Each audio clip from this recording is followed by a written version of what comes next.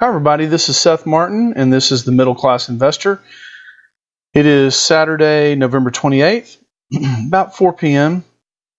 I'm watching a little bit of Auburn versus Alabama, also known as the Iron Bowl. Thought I'd get a recording out here pretty quick. Well, the market has been fairly strong in this run-up from the September 29th lows. Had a little pullback, and looks like it wants to make, at least it wants to take out this high here. But it's hard to say whether or not we're going to get up here to support, to resistance or not. And actually, this resistance box could probably be a little bit bigger. Let's see if I can make it a little bit bigger here.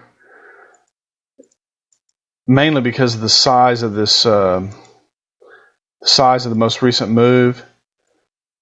You could have the box be a little bit bigger like that. And this is just eyeballing it. There's no science to that or anything. But to be honest with you, I have no idea what this market is going to do, which shouldn't be a surprise. I mean, really nobody knows.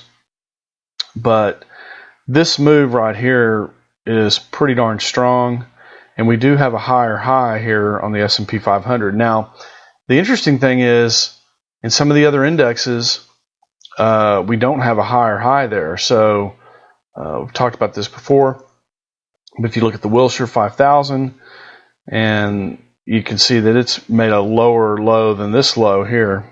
Let's zoom in on that just to make sure that is clear to everybody. You can see this low here is higher than this low. So we made a lower low here. In which case this could be corrective. This lower low here is real important.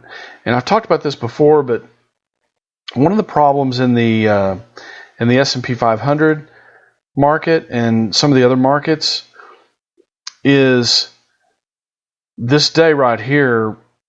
We're not sure how good this price action is. There were a lot of orders, a lot of stop orders that got triggered, and this potentially went lower than it should have, or there's all kinds of talk in the market about this particular. Well, here I'm showing it as a week, but if we pull it up on a 1-year chart. This day right here is the day I'm talking about.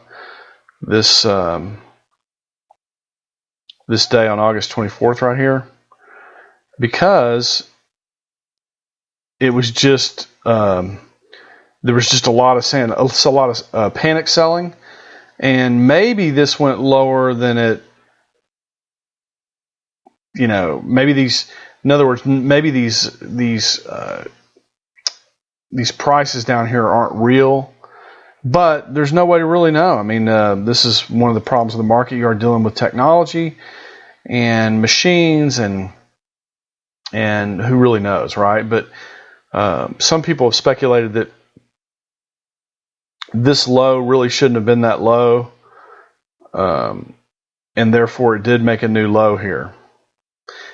The reason it makes a big difference is because if this is a higher low, which it clearly is on our chart here, let's look at this. It's easy to see here if I draw a line straight across.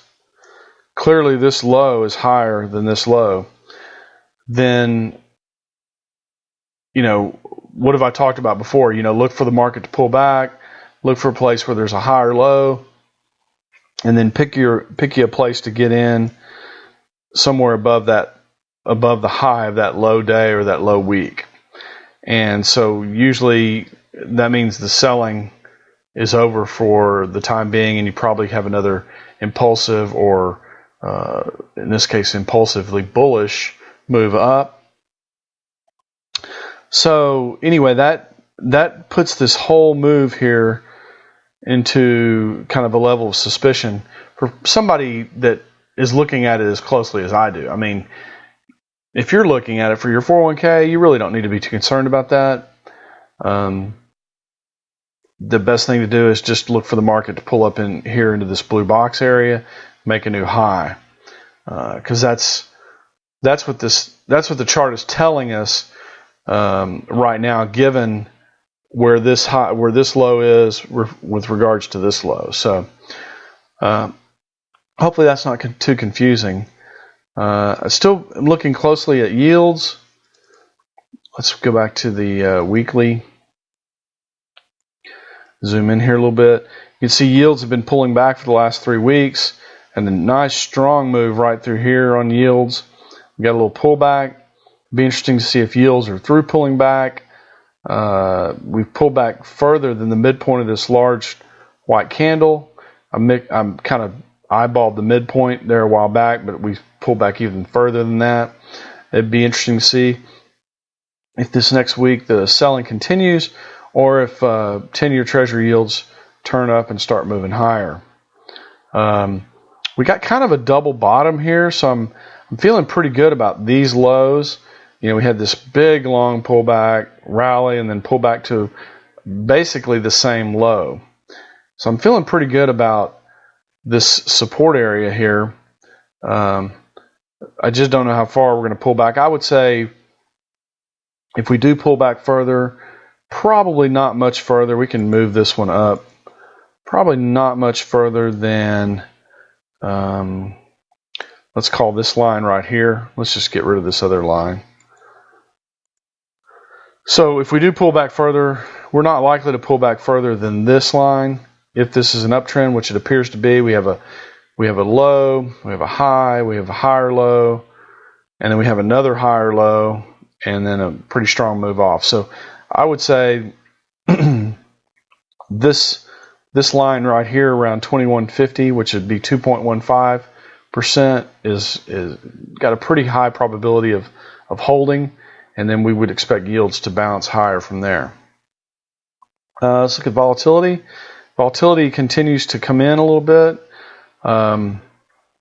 We've been, we had this big, back on the October 24th week, we had this big spike up in volatility, and boy, volatility really just collapsed. I was looking at some options the other day as part of our little meetup group, and we were looking at the money options, and we went back and looked at what at the money options were selling for on this day as compared to what they would be selling for today, with roughly the same amount of time premium in them. And we were just looking at options on the SPY, which is, those are probably, in general, the volatility on those is probably lower than it is on individual stocks. But just kind of give you an idea, the at-the-money option on this day, this August 24th day, even with a higher close than the absolute low, the option was $8. And if you look at a comparable option today, it wasn't even quite $4. So 200% more premium in options during this week than there was during this week. And that's, in general, when the market's really selling off hard like that, you don't want to be a buyer of puts. Usually you want to be a seller of calls, or wait till the market stops going down and then sell puts underneath the market. Because buying options, it's hard enough to make money buying options, but if if the volatility is that high, it's almost impossible to make money buying options. So for those of you that are looking at options, just be aware of that. Right now, volatility is fairly low, so if you felt like the market was going to sell off from here, or volatility was going to spike from here, you could buy put options on the market or on individual stocks, and the premiums will be fairly reasonable at this level of volatility. Anyway, hope that's the reason I put this circle in here is because we had 3 weeks in a row where volatility kind of consolidated in this little rounded bottom kind of deal, and so it looked like to me volatility was going to maybe quit going down for the time being. Of course, it did. It shot up, but then it sold right back off. So we're at a point now where this is either going to hold, or volatility is going to reverse and head this way. But nobody knows, so we'll just have to wait and see what happens. Let's look at Germany. We've Germany is kind of, it's kind of in a sideways consolidation, sideways to down. Let's say it looks a little weaker than our market, but you've got a lot of price action right through this box area, and we've got lower lows here. Sorry about that.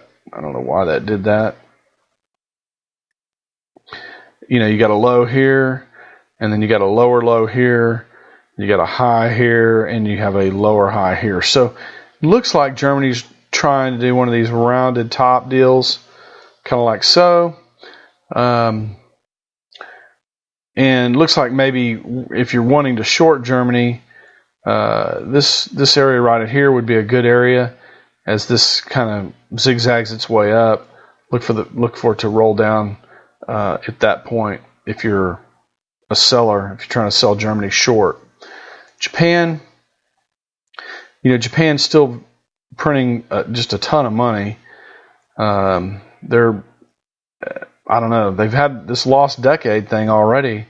I guess they're wanting to lose maybe 2 or 3 decades in the process. But this, if you look at, if we put a, gosh darn it, sorry about that.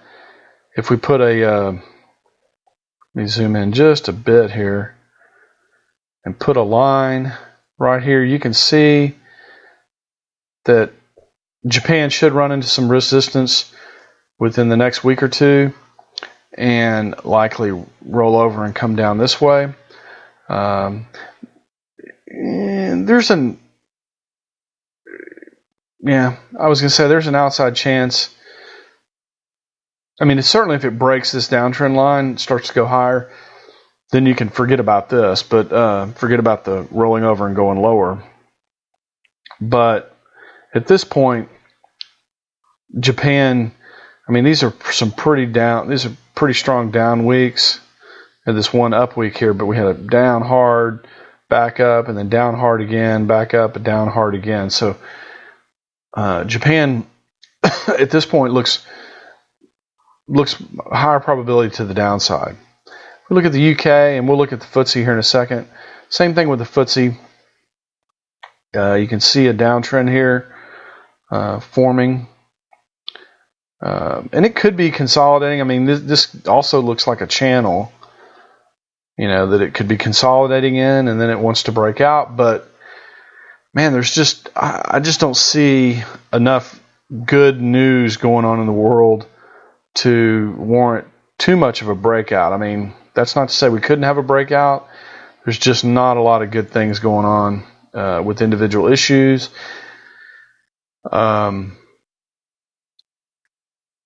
Here in this country, you got like Amazon and Facebook and Google are pretty much running the whole show over here. So, I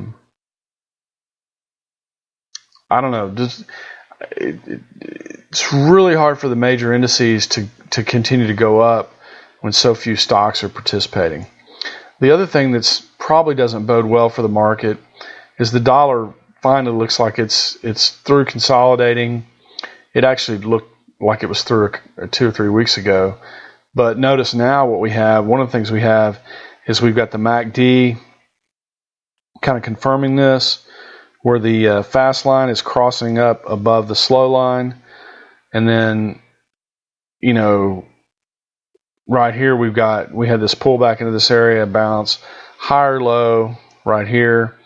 And then, market pretty much shot out of the cannon. So you could probably look for the dollar to go significantly higher here. I've got this 110 area marked. We've also got this 105 area marked, but I think it'll go probably higher than this 105. I would look for it to go somewhere between 105 and 111, 112 area. And of course, if that happens, that's probably not going to be too good for the U.S. stock market. If we look at gold, gold has been just, going lower. And we've got this support box down here. It looks like we're going to probably hit it this coming week. Maybe we might hit it and then hit it again lower, maybe over the next 2 or 3 weeks. But gold really looks like, you're starting to get a lot of bearishness on gold. And usually when it's kind of like a boat, when everybody gets on one side of the boat tends to tip over and dump everybody in the water. So once everybody's on one side of the boat here, in this case the bearish boat, that's about the time the market bounces. I would say in the next couple 3 weeks. I still think this is a great area to be a buyer of gold, but you might want to see a doji or two appear. And let me be clear. Let me talk about what that is. So a doji is like if you got a candle with a small body on it, like kind of like this, with a whisker here and a whisker here, or if you got a candle with almost no body, just a closed body, let's say with a longer whisker here, then what would happen? What you'd want to do is you'd want to say, okay, a break above that on a weekly basis, then I want to be long gold. Okay, so you would look for something like this, and then get in on a candle that looked like this, where you close above the high of this low week candle. But it looks like to me we've got maybe 2, maybe 3 more weeks of kind of testing this zone right here, and you might have a little kind of a rounded bottom, but I would look for gold. I would be looking for gold to make a move in this area. Looks fairly promising to me. Same thing with silver. If you look at silver's been a little bit weaker comparatively. Was stronger, and then this last couple of weeks it really, I don't know what's going on with my charts here, but I can't seem to zoom in. Alrighty. So you can see this is a really strong sell-off in silver. It almost didn't even take a breath. But you can see we're starting to get some dojis in here. And if we get one, let's say we get one that looks like kind of like this, with a long tail here that goes into our support area, then this would be the low week, and we would look for the next week for something that looked like, like this, and then you want to get in. So, or you can buy at support. The problem with buying at support, if you'd bought here at support, well, it went lower. If you bought here at support, well, then it went lower. So that's the problem with buying at support. A lot of times you just want to wait for the selling to stop and then get in. Let's go here and look at the DAX. So this looks very corrective, like a pullback, like the DAX could go higher. And I've got these support areas up here, but like I said, it's hard to believe, things really could go too much higher from here, but it just doesn't seem to be enough bullish stocks out there. But you never know. The market, you have to kind of just go with what the market is showing you and not get so caught up in what the market, what you think is going to happen in the market, which is easier said than done. I know. This is the FTSE. The FTSE looks a little weaker. This looks like, this move down here looks, it looks a lot like our market, doesn't it? And I don't know. What I would do is look for the FTSE to run right into resistance here and look for it to roll over. But if it doesn't roll over, if it closes, you get a close above this resistance box. So let's say it makes its way up here and we get a close, above this box. Then I would look for the FTSE to kind of meander its way on up here to some higher high. But at this point, I think it's fairly probable that you see the FTSE kind of get into here and then roll over and start coming down. Okay. Let's see, what else do we need to talk about? Oil. Let's talk about oil a little bit. Let's look at a weekly chart on oil. We've still got this decision point box drawn up here. We've talked about how oil's just not going to go straight there. It's going to meander its way up there, and so we've got a little pullback. If we go down to a daily chart, well, what I was looking for is what this was, but it's on such a low time scale. I don't think I'll do that. This could be the first move up, a little pullback, and then we got another move up with a second pullback, because this could be a series of 1 and 2s, in which case we might have a pretty good run in oil coming up here. Might be right on the cusp of having a pretty strong run in oil for the next few weeks. So if you're looking at trading oil, or you're looking at buying oil stocks, you might take a look at that. That's really all we have. I wanted to in this Ninja Trader program, it has a way of pulling up this market analyzer, and I thought what we would do is just look at how a bunch of stocks look like this. Okay, you got this move down, and you got this kind of correction coming up. So a lot of stocks look like this Broadcom stock. So I'm just going to show you here. These are all going to be weekly charts. So this is ACN. It looks a little bit different, actually. This is BK, which is, I'm not sure what that is. Looks kind of like the same. You got this big move down, you got this corrective move coming back up. So this is more of a DP here on I think this is Chubb Insurance Company. This is Comcast. So hopefully everybody can see. Let me scoot this down a little bit so you can make sure you can see it. This is CME, Chicago Mercantile Exchange. So we've had this big move down, and of course if we make new highs, then you can forget about all this, right? But I'm just trying to show you how many stocks in the market are looking very tired. Of course, CSX is a transportation company. The transportation index is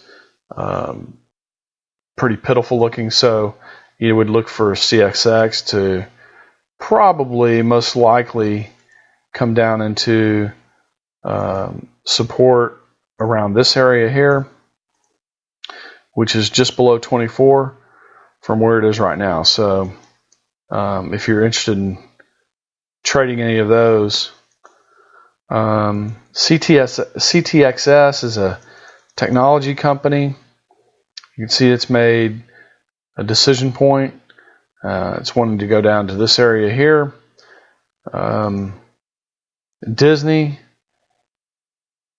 Disney kind of looks like the overall market.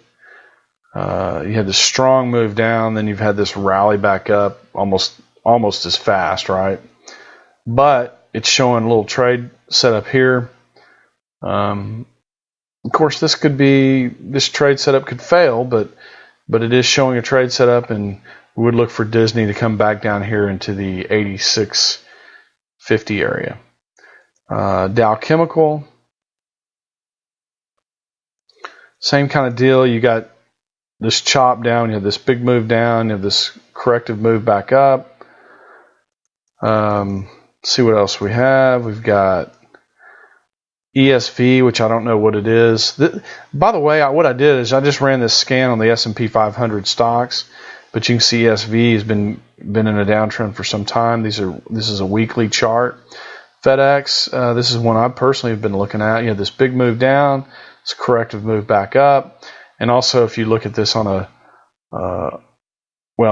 let's just look at it. If you look at it on a a chart like this,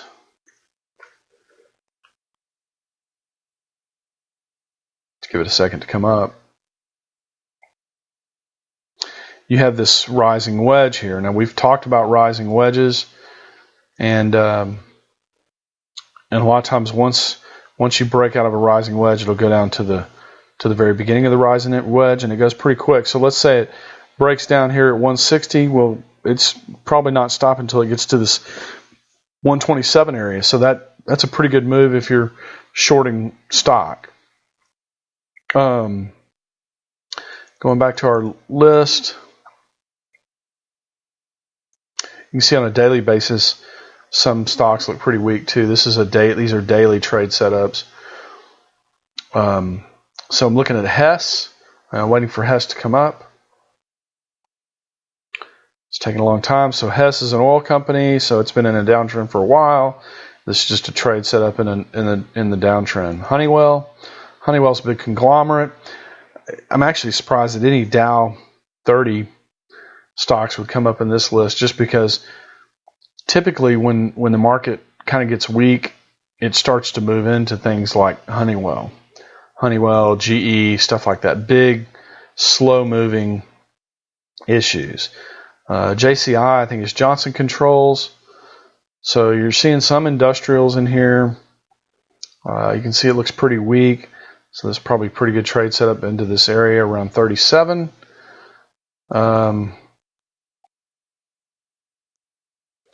Here's MCHP, which I think is a semiconductor company. It's already had a pretty decent move down.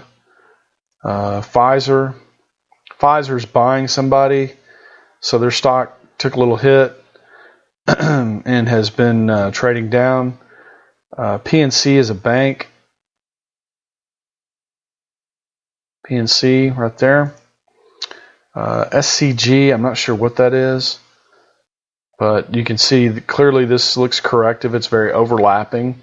So you have this big move down and you have this overlapping action here. This looks like a pretty good trade down here to below 40. Trip, I think this is TripAdvisor. You can see it's kind of been in a downtrend, got a new trade set up in here. So there's quite a bit of stuff that looks fairly weak. And this is only the stuff that has the trade setups. I mean, there's a whole lot of things. Valero actually looks fairly strong, so I don't know that I'd be shorting that, even though there is a trade setup there. Verizon's been somewhat weak for a while. And then there's some bullish looking ones in here too. WFM, I think, is a semiconductor company, so it's been going down for a while. And then it's got this bullish trade setup. WIN, I don't remember what WIN is, but it's been going down for a little while and then now has a trade setup here. Anyway, I just thought that I'd show you some of these stocks. If you look at the biggies in the market that have been going up and up and up are Amazon, Google. See, I mean, these just go up and up. And then Facebook. Facebook, I thought that took a little dive here recently. Can't remember. No, not really. So Facebook's also looking strong. Let me just show you one thing. The other thing I noticed is on the S&P 500. I've had this. So sometimes you can use these oscillators. So the RSI is what's known as an oscillator. And oscillators kind of work to show you the kind of the market strength internally or underneath the market. And if I go back to a weekly here, one of the things you'll notice about the oscillator, the RSI, is that it's been weakening really since before 2014. And we're still showing, some underlying weakness in the market. Now, if I zoom in, you can see it looks like it's curling up. And maybe it is, but it could just curl up and then curl right back down. So this is also something to be aware of. In other words, we could actually make a new recent high. We could come up into this area here, like so, and then roll over and actually not make a new high in the market, or just make even if we do come up, we could make just a slightly higher high and maybe never even get into this resistance because of this weakness underneath the market. So you just have to watch it here. There's quite a bit of risk, and the market's pretty jittery. Week before last we had a really strong week, but the week before that we had a really weak week. So just be careful. There's still a lot of expectations around the Fed doing something in December here, and if they don't do what the market thinks they're going to do, there could be some retribution in the market, some sell-off if the Fed comes out and says, no, we're not going to raise, and people are thinking they're going to raise. So just be careful. Be on your toes. Be ready to take some action. Certainly nothing's going to happen where you have to take action right away. But if we start to see this move this way, you want to go ahead and take some action, because one of the things I've noticed over the years is the first chance, like after you have a big sell-off, you get kind of one chance where the market will retest, and then that ends up being your last chance, really. The next move is just always a beast, and you never really get another move back up that lets you get out at a relatively decent price. That's just one of the things I've noticed. I could show you an example of what I'm talking about. Let's go back to price only. Let's look at 20-year data. And you can see right here at the 2008 financial crisis, let's put this on a daily.